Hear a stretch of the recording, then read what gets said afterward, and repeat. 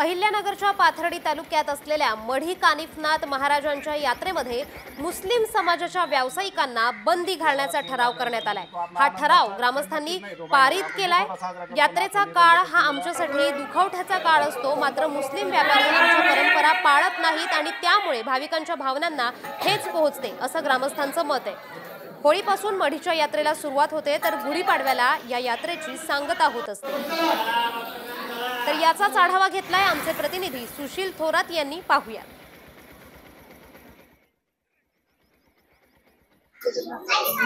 श्री क्षेत्र मढी येथे काही दिवसानंतरच आता मोठी यात्रा भरणार आहे। या ठिकाणी जर आपण पाहिलं तर 18 पगड जातीचे सर्व भाविक या ठिकाणी हजेरी लावत असतात। ही जवळजवळ 15 ते 16 दिवस या ठिकाणी ही यात्रा सुरू असते आणि यावर्षी एक देवस्थानच्या वतीने आणि ग्रामस्थांच्या वतीने एक निर्णय घेण्यात आला आहे की यावर्षी या ज्या यात्रेमध्ये आहे, यात्रेमध्ये मुस्लिम समाजाचे जे इथे व्यावसायिक असतात, या व्यावसायिकांना यावर्षी बंदी घालण्यात आलेली आहे।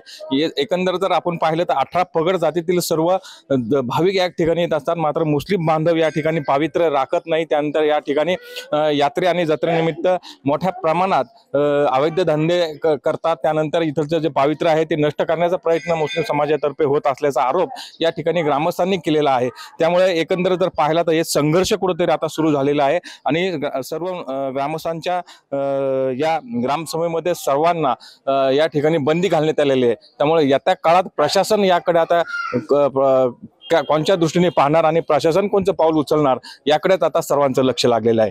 साम टीव्ही साठी सुशील थोरात, मढी, अहिल्यानगर।